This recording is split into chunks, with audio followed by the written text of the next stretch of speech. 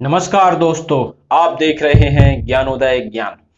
भारत में एक ऐसा एयरक्राफ्ट या लड़ाकू जहाज आ गया है जिससे अपने दुश्मनों के पसीने छूट रहे हैं। इसका तोड़ कैसे निकालें, ये सोच रहे हैं। जी हाँ, मैं बात कर रहा हूँ राफेल जेट की। क्यों? इसके भारत में जुड़ने से भारतीय वायुसेना की ताकत में बेहतरीन इजाफा हुआ है। क्या खूबी खासियत है राफेल की? राफेल का फ्रेंच भाषा में मतलब होता है हवा का गहरा झोंका और अधिक आग की भावना। यानी कि राफेल अपने नाम के अनुसार हवा की झोंके की तरह आता है और आग की गोली की तरह हमला करता है। इस फाइटर जेट को फ्रांस की कंपनी डेसाल्ट एविएशन बनाती है और ये जहाज अभी फ्रांसीसी एयरफोर्स, फ्रांसीसी नेवी, मिस्र की एयरफोर्स और कतर की एयरफोर्स इस्तेमाल कर रही है। इस एयरक्राफ्ट की फीचर्स भारत के लिए अत्यधिक उपयोगी बनाते हैं। तभी इस एयरक्राफ्ट को भारत ने सितंबर 2016 को 36 राफेल खरीदने का सौदा किया, जिसमें 6 ट्रेनिंग जेट होंगे जो 2 सीटर होंगे। इन ट्रेनिंग जेट में भी फाइटर जेट के समान ही फीचर मौजूद हैं। ये सौदा 58,891 करोड़ में मोदी सरकार ने किया था। सारे एयरक्राफ्ट 2022 तक आ जाएंगे। इन राफेल्स के स्पेसिफिकेशन की बात कर लेते हैं, जो इसे औरों से बेहतर बनाता है। इसकी लंबाई 10.3 मीटर्स, ऊंचाई 5.3 मीटर, रेंज 3700 यानी कि 3700 किलोमीटर है।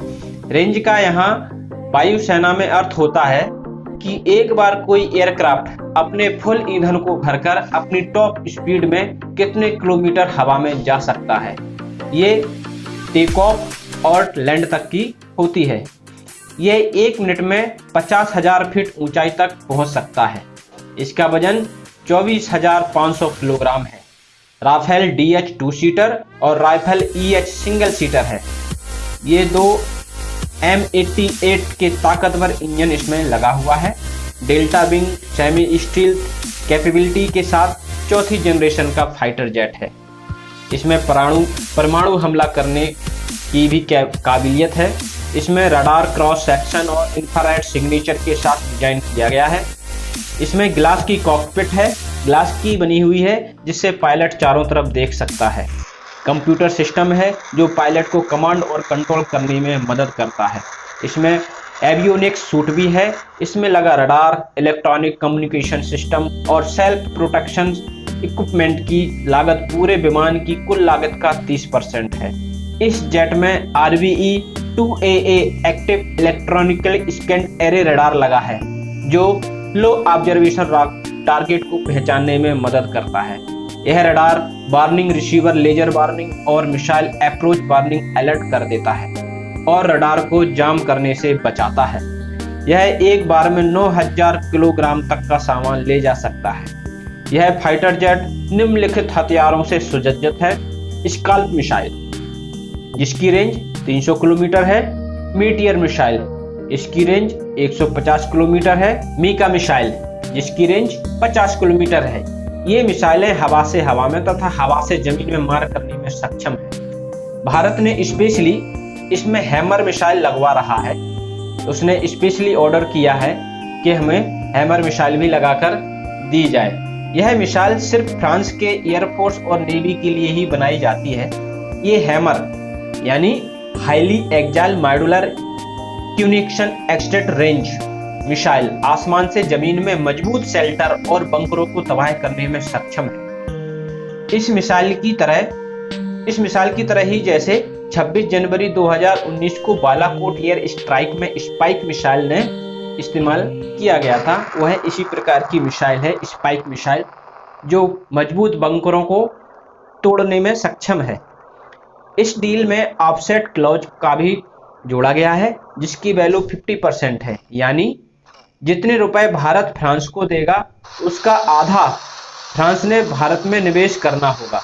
यानी करीब 30,000 करोड़ रुपए भारत में वापस आ जाएंगे। 8 अक्टूबर 2019 को रक्षा मंत्री राजनाथ सिंह ने फ्रांस में जाकर भारतीय परंपराओं के अनुसार विधिवत पूजा भी की थी।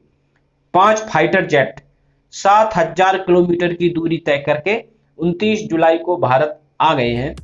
इस पूरी यात्रा में सिर्फ एक जगह सऊदी अरब में पायलटों को आराम देने के लिए रोका गया था। इसके बाद सीधे अम्बाला एयरबेस पर उतरेंगे। इस बीच फ्रांस की वायुसेना ने हवा में ही 5 एयरक्राफ्ट में ईंधन भरा था, जिसके लिए भारतीय वायुसेना ने उन्हें धन्यवाद भी दिया। अम्बाला में राफेल पहुंचने पर धारा 144 लगा दी गई तथा एयरबेस को 3 किलोमीटर के एरिया में नो ड्रोन जोन घोषित कर दिया गया। हरियाणा के अम्बाला शहर में 70वीं स्क्वाड्रन गोल्डन एरोज नाम की पहली स्क्वाड्रन को खड़ा किया गया है। जो दूसरी स्क्वाड्रन, इसकी पहली स्क्वाड्रन ये वाली रहेगी गोल्डन एरोज, जिसमें राफेल रखे जाएंगे, और दूसरी स्क्वाड्रन पश्चिम बंगाल के हासीमारा में बनाई जाएगी। सामरिक दृष्टि से अम्बाला शहर बहुत ही महत्वपूर्ण स्थान है। यहाँ से पाकिस्तान और चीन सिर्फ 200 किलोमीटर दूर है। पाकिस्तान का सरगोधा एयरबेस 200 किलोमीटर तथा चीन का गरबुंजा एयरबेस मात्र 300 किलोमीटर दूर है। 1965 की भारत पाक युद्ध में अम्बाला एयरबेस पर पाकिस्तान ने 20 सितंबर के तड़के 3 बजे एयर अटैक किया था, लेकिन खुशकिस्मती से जो बम गिराए गए वो आसपास गिरे और फटे नहीं। जो बम फटा वो पास के एक चर्च पर जाकर गिरा, तो जिससे चर्च का कुछ हिस्सा ध्वस्त हो गया था। और इसी प्रकार से इसका इतिहास काफ़ी फील्ड का इतिहास रहा है अम्बाला एयरफील्ड का। 1947-48 में कश्मीर घाटी के घुसपैठियों को खदेड़ने के लिए यहीं से जहाज भेजे गए थे। 1971 की लड़ाई में इसी बेस से पायलट निर्मल जीत सिंह शेखो ने पाकिस्तान के 2 फाइटर जेट सेबर गिरा दिए थे। इन्हें परमवीर चक्र भी मिला था। परमवीर चक्र पाने वाले भारतीय वायुसेना के वे एकमात्र वायु सैनिक हैं। इसी एयरबेस से 1999 के कारगिल युद्ध में मिराज 2000 के जरिए पाकिस्तान के खिलाफ ऑपरेशन सफेद सागर को अंजाम दिया गया था। बालाकोट पर हुई एयर स्ट्राइक को भी अम्बाला से उड़े मिराज 2000 ने अंजाम दिया था। राफेल जैसा फीचर वाला एयरक्राफ्ट आज की डेट में पाकिस्तान और चीन के पास भी नहीं है। इस फाइटर जेट ने इराक, अफगानिस्तान, लीबिया, माली और सीरिया के युद्धों में अपना जलवा दिखाया है। यकीनन भारतीय वायुसेना में शामिल होने से हमारी वायुसेना की शक्ति में बेतहाशा वृद्धि होगी। तो ये राफेल से संबंधित जानकारी का वीडियो था। यदि आपको अच्छा लगा हो तो लाइक करें और चैनल को सब्सक्राइब करें। जय हिंद, जय भारत।